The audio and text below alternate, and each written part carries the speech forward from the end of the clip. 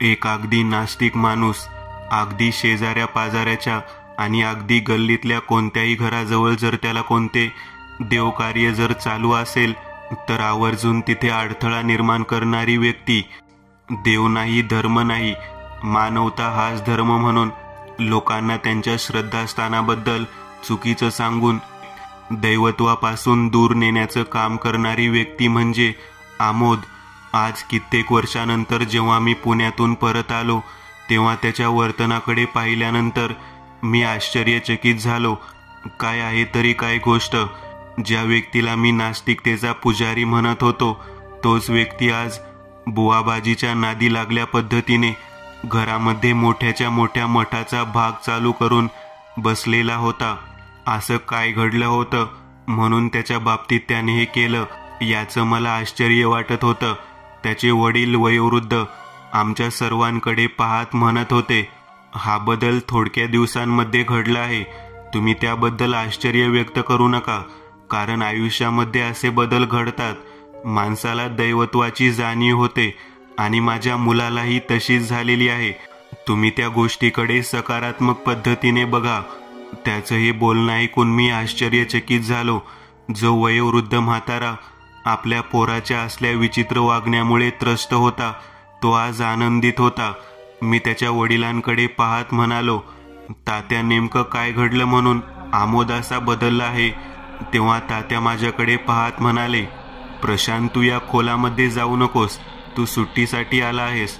8-10 दिवस राहा आणि मस्तपैकी पुन्हा पुण्याला आपल्या कंपनीतल्या कामाला निघून जा, कारण गावाकडे जे काही सुरू आहे ते खूप उत्तम आहे. अमोल आता कोट्याधीश झालेला आहे.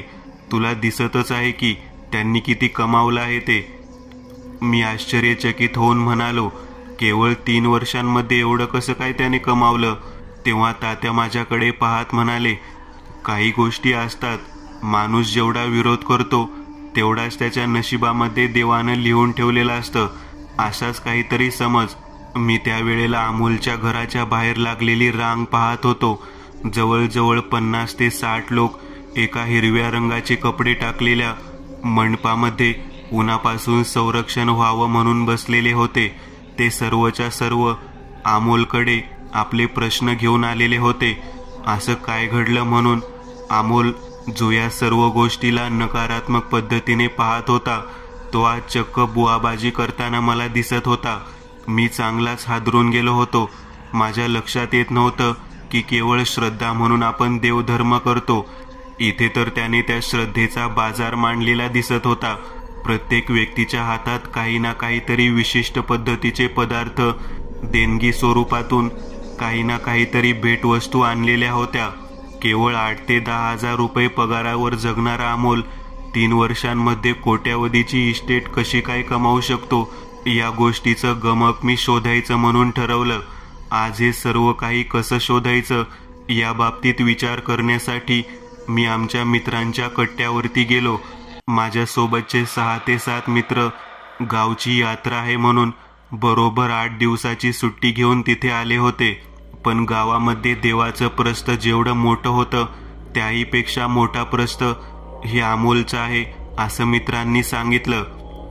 माझा मित्र शुभम माझ्याकडे पाहत म्हणाला, तुला माहीत आहे का, 3 वर्षांपूर्वी ज्या गोष्टीवरून आपलं भांडण झालं होतं ती गोष्ट म्हणजे अमोल चक्क यात्रेतील एका प्रथेला विरोध केला होता.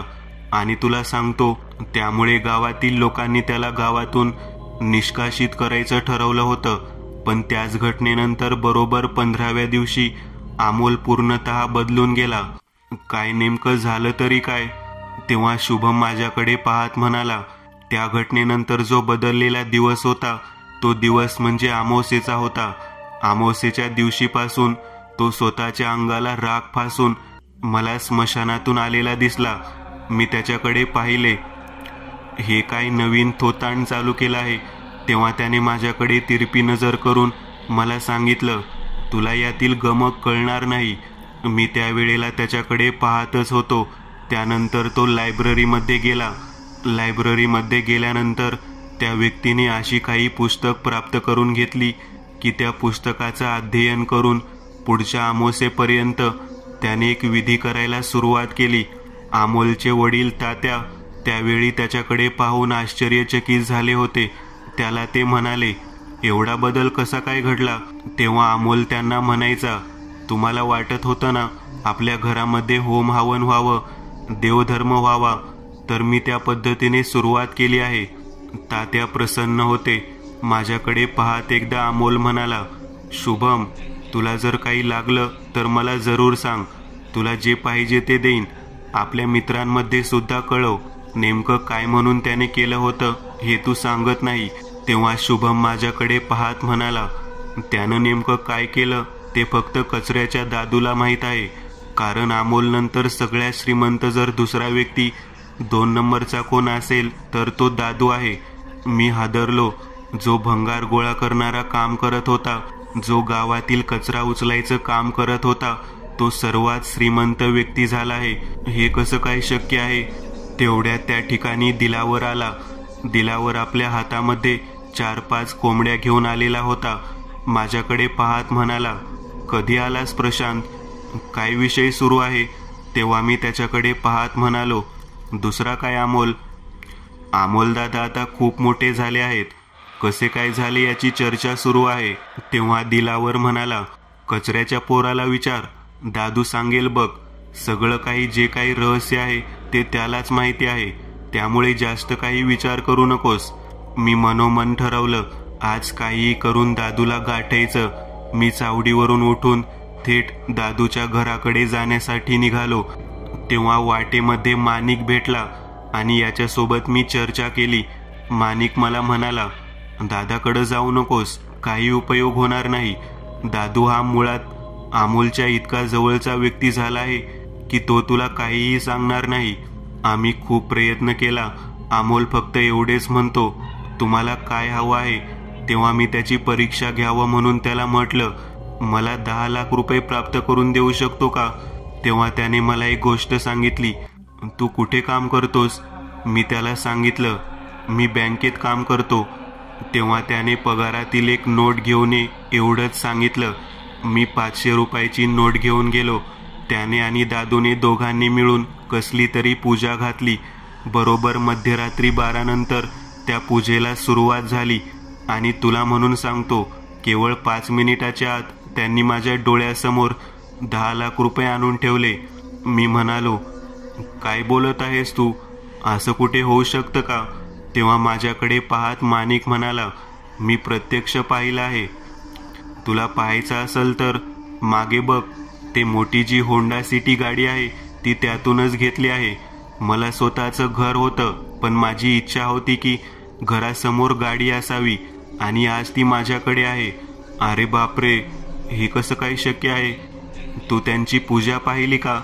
तेव्हा तो माझ्याकडे पाहत म्हणाला, पूजा पाहिली, सगळं काही पाहिलं. पण त्या दोघांनी बजावून सांगितलं, केवळ एकदाच या गोष्टीची प्राप्ती करू शकतोस. मला माझ्या आयुष्यात जे स्वप्न होतं ते पूर्ण करून मिळालं. बस एवढ्यावरतीच मी खुश आहे.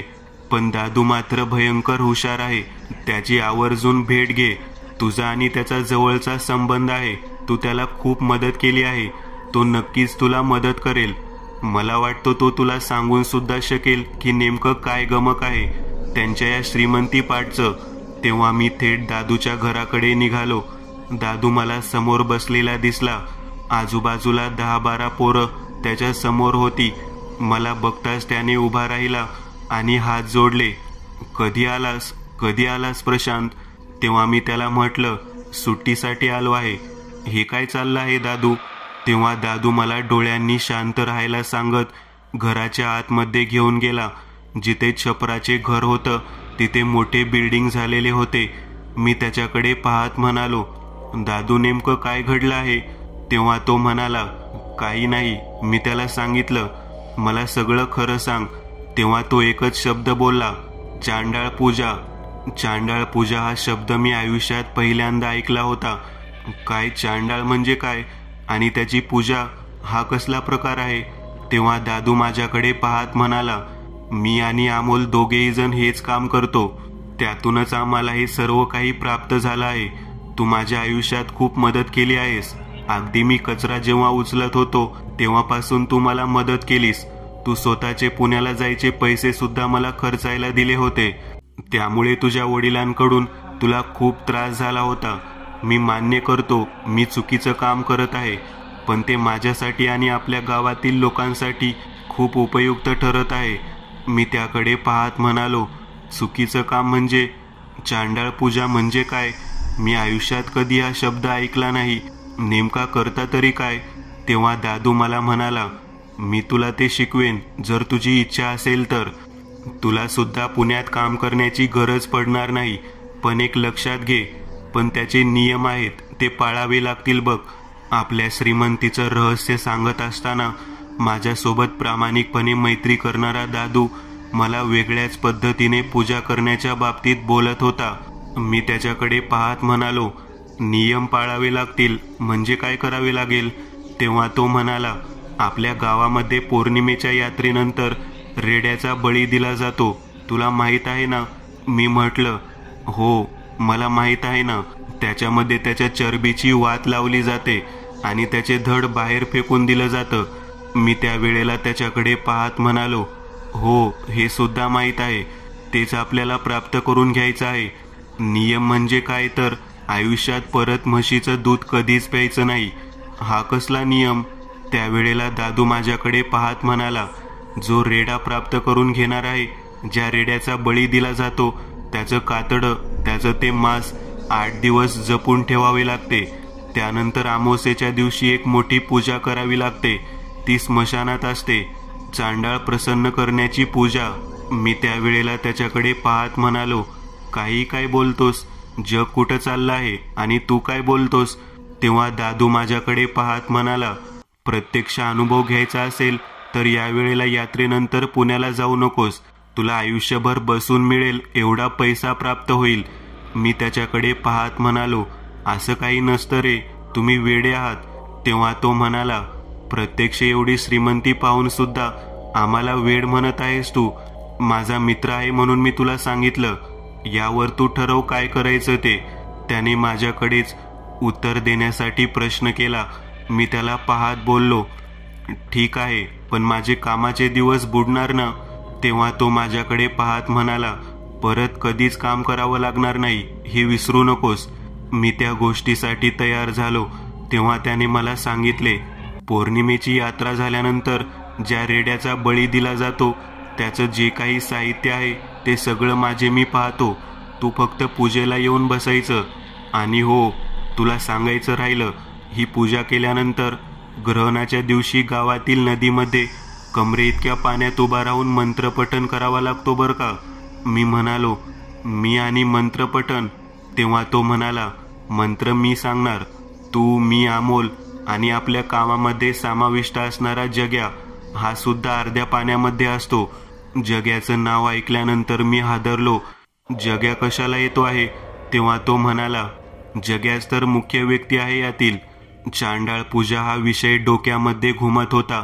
दादू सोबत चहा पाणी नाश्ता घेऊन त्याच्या घरातून मी घराकडे आलो. अमोल्याची श्रीमंती, दादूची श्रीमंती पाहून माझ्या मनात विचार येऊ लागला. आपल्याला श्रीमंत होण्याचं गणित सापडलेलं आहे आणि आपण पुण्याला जाऊन कंपनीत काय नोकरी करायची. आपले चारही मित्र आपल्याला साथ द्यायला तयार आहेत. आपण का बरं ते गोष्ट करायला नको? हा विचार मनात सुरू झाला. डोळ्यासमोर 5 अक्षरे येऊ लागली, चांडाळ पूजा. चांडाळ पूजा. नेमकं चांडाळ म्हणजे कोण आणि त्याची पूजा कशासाठी करायची हेच माहीत नव्हतं. पण तरी सुद्धा मित्रांची प्रगती पाहून माझ्या मनात विचार सुरू झाला. आपण चांडाळ पूजा करायची. यात्रेच्या दिवशी मी खूप आनंदात होतो. मला माहीत होतं आता राहिलेल्या 2-4 दिवसांमध्ये आपल्याला ते सर्व साहित्य आणि नंतर अमावस्येच्या दिवशी ती पूजा. आम्ही सर्व मित्र एकत्रितच होतो. त्यावेळेला दादू माझ्याकडे पाहत म्हणाला, तुला एक गोष्ट सांगायची राहिली. ज्याच्या पायाला 6 बोट आहेत असा व्यक्ती आपल्यासोबत पूजेला लागेल आणि त्या व्यक्तीचा बंदोबस्त तू करायचा बरं का. मी म्हणालो, असं का बरं?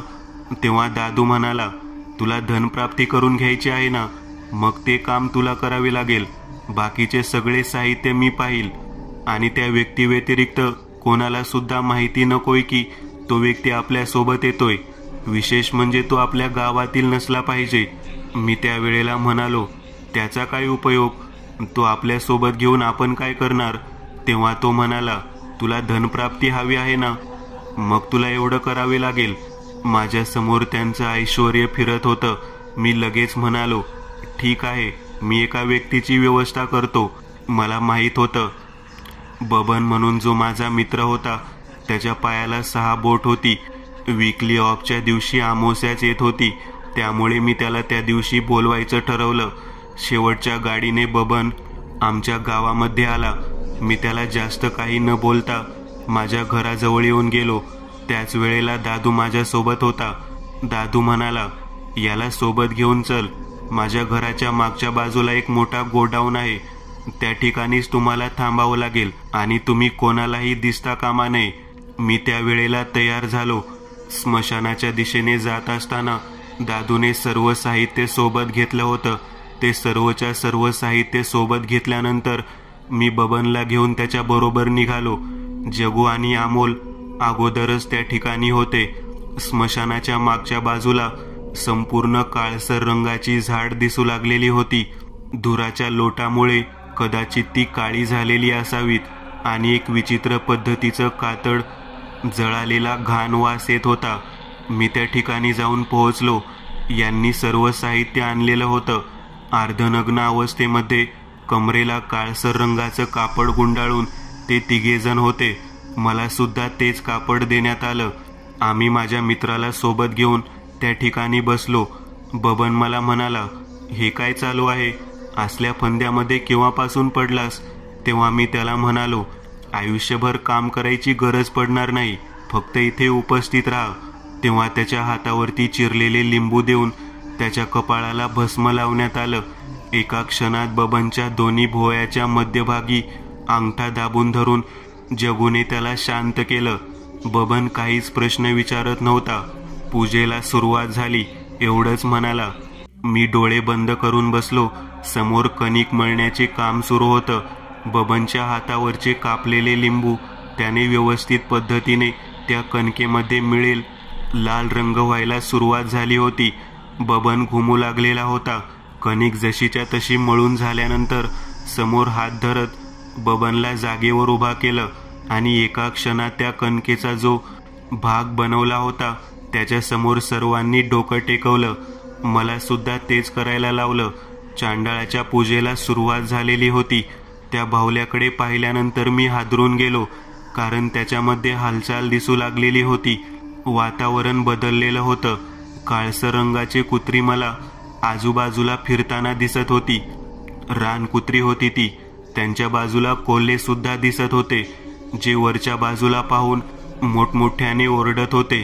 जणू काही सैतानाचं आगमन झालं आहे अशा पद्धतीचे ते वातावरण होतं. मी त्यावेळेला त्यांच्याकडे पाहत म्हणालो, हा भावला कसा काय हालत आहे. तेव्हा जगूने माझ्या बाजूला बसलेल्या माझ्या मित्राकडे बघायला सांगितलं. बबन माझ्या शेजारी बसलेला खाली बेशुद्ध अवस्थेत पडलेला दिसला. मी म्हणालो, हा काय प्रकार आहे, याला काय झालं. तेव्हा जगू म्हणाला, शांत राहा, या भावल्यामध्ये चांडाळाचा प्रवेश झालेला आहे. मी त्यावर म्हणालो, चांडाळ म्हणजे काय. तेव्हा त्याने स्मशानाच्या मागच्या बाजूला असलेल्या कबरीकडे बोट दाखवलं, ज्यावरती मेलेल्या रेड्याची जी कातडी होती ती टाकण्यात आली होती. त्यावर एक मृत व्यक्तीचं प्रेत, जे सडलेल्या अवस्थेत होतं, ते बाहेर काढून ठेवलेलं होतं. त्याचा आत्मा त्या बाहुल्यांमध्ये त्यांनी प्रस्थापित केला होता. त्या बाहुल्यासमोर बसून आम्ही आमचे दोन्ही हात खाली टेकवले. जगू माझ्यासमोर म्हणाला, काय हवं आहे तुला, सांग. तेव्हा मी म्हणालो, मला एकदा एकच इच्छा मागायची आहे ना. तेव्हा तो म्हणाला, होय, एकदा आणि एकच इच्छा मागायची. तेव्हा मी म्हणालो, माझ्या शेतामध्ये एवढं पाणी लागू दे की ते कधीच आटलं नाही पाहिजे. जी विहीर, ज्या 4 मारलेल्या बोर आहेत, ज्या संपूर्ण आटलेल्या आहेत, त्यांना प्रचंड पाणी येऊ दे आणि संपूर्ण गावातली शेती त्या पाण्यामध्ये भिजली पाहिजे. मी हे मागितल्या समोर बसलेला जो भावला होता तो एका क्षणात बबनच्या डोक्यावर पाय देऊन तेथून गुप्त झाला. मी घाबरलो. मी जगूकडे पाहत म्हणालो, हे काय झालं. जगू म्हणाला, 10 मिनिटाच्या आत तू तुझ्या शेतात जा, तुला काय झालं ते कळेल. मी त्या ठिकाणी तसाच होतो. मी बबनकडे पाहत म्हणालो, याचं काय झालं? तेव्हा जगू, दादू दोघेही जण माझ्याकडे पाहत म्हणाले, प्रशांत, तुझा जो मित्र होता बबन, तो आता जिवंत नाही, त्याचा जीव गेलेला आहे. मी हादरलो. अरे हे काय केलं तुम्ही? एका जिवंत व्यक्तीचा विनाकारण बळी दिलात. तेव्हा माझ्याकडे पाहत जगू म्हणाला, विनाकारण नाही, संपूर्ण गावाच्या विकासासाठी तू काहीतरी मागितलं आहेस, आणि तू मागितलेली गोष्ट म्हणजे जीवन आहे. जीवन म्हणजे जीव, जीव म्हणजे पाणी. लक्षात ठेव, त्याच्या बदल्यात त्या तुझ्या 6 बोटाच्या मित्राचा जीव गेला तर चुकीचं काहीच नाही. पैसा अडका, जमीन जुमला, संपत्ती या गोष्टी कुठूनही आणता येतात, परंतु पाणी प्राप्त करण्याकरता जीव द्यावा लागतो. आणि तेच इथे घडलं. तुझ्या समोर बसलेल्या मित्राला ती गोष्ट न सांगता आपण त्याचा जीव या कार्यामध्ये घेतला. मी रडू लागलो. मूर्खांनो, मला कोणाचा जीव घेऊन त्याचा बळी देऊन हे गाव सुधारायचं नव्हतं किंवा मला स्वतः मोठे व्हायचं नव्हतं.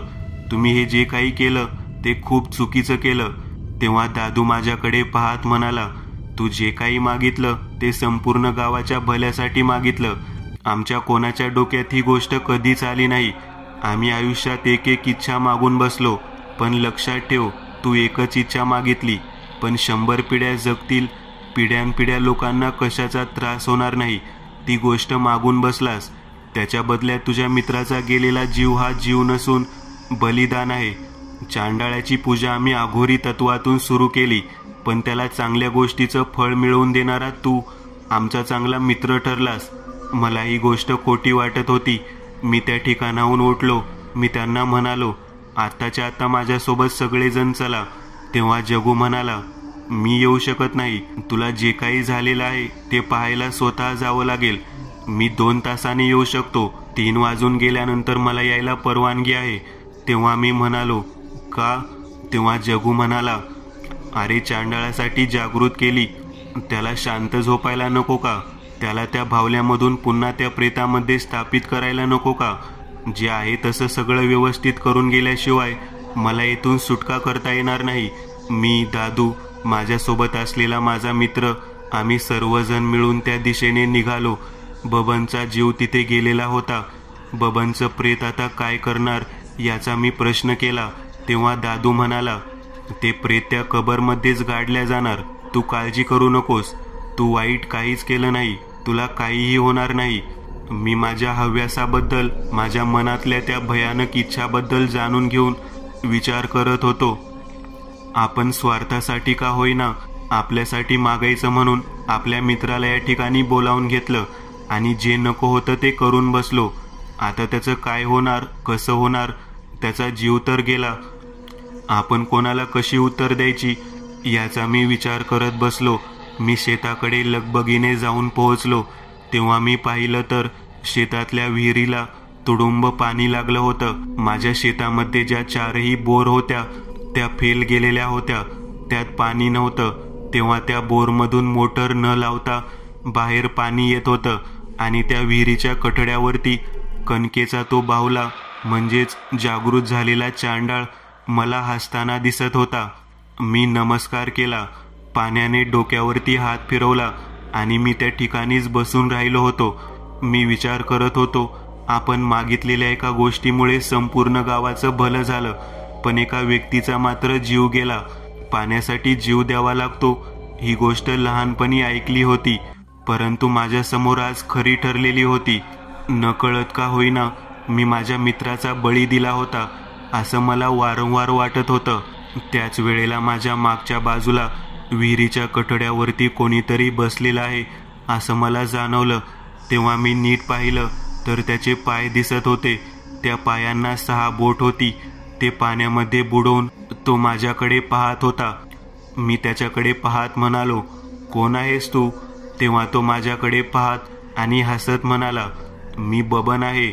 नकळत का होईना माझा जीव तू घेतलास, पण मला तुझ्या एका गोष्टीचं आश्चर्य वाटलं. स्वार्थासाठी नाही तर परमार्थासाठी, संपूर्ण गावाच्या कल्याणासाठी तू जे काही चांडाळाला मागितलं ते मला आवडलं. माझा जीव निरर्थक गेला नाही. यातच मला समाधान आहे. मृत्युमुखी पडलेल्या मित्राचा आत्मा जेव्हा या पद्धतीने मला बोलला तेव्हा मी दादूला मिठी मारली. मी, दादू आम्ही दोघेही जण तिथून निघालो. तोपर्यंत चांडाळ पूजा आटोपण्यात आलेली होती. मी आयुष्यात पहिल्यांदाच अशा अघोरी तत्वाच्या पूजेमध्ये भाग घेतला. पण माझ्या दृष्टिकोनातून मी खूप मोठं काम केलं असं मला वाटू लागलं, कारण मेलेल्या मित्राच्या आत्म्याला सुद्धा त्यातून समाधान लाभलेलं होतं. पुन्हा आयुष्यात कधीही चांडाळाची पूजा कोणीही करू नये अशी गोष्ट तू मागितली असं मला जगू म्हणाला. आणि मी, जगू, दादू आम्ही सर्वजण त्या दिवसापासून या भयानक असणाऱ्या पूजेमधून मुक्त झालो. गावामध्ये इतकं मुबलक आणि प्रचंड प्रमाणामध्ये पाणी लागलेलं होतं की मी ते पाणी स्टोअर करण्यासाठी आजूबाजूच्या शेतीतील विहिरीमध्ये ते पाणी द्यायला सुरुवात केली. 1 नव्हे, 2 नव्हे, 3 नव्हे, तब्बल 100 विहिरी गच्च भरून राहतील अशा पद्धतीचे पाणी ते होतं. गावामधल्या कुठल्याही व्यक्तीला पाण्यासाठी तडफडताना मी पाहू शकत नव्हतो आणि आज तेच खरं घडलं होतं. पाण्याच्या दुर्भिक्षामुळे आम्हाला पुण्याला जावं लागत होतं, नोकरीसाठी धडपडावं लागत होतं. पण आज अशी परिस्थिती होती की संपूर्ण शेतीमध्ये सुजलाम सुफलाम दिसणारा जो भाग होता तो केवळ माझ्यामुळे होता. पण कोणत्याही गावातल्या व्यक्तीला, माझ्या मित्रांची बायको, कोणालाही माहीत नव्हतं की ती गोष्ट फक्त आणि फक्त चांडाळ पूजेमुळे शक्य झाली होती आणि बबनच्या बलिदानामुळे शक्य झाली होती.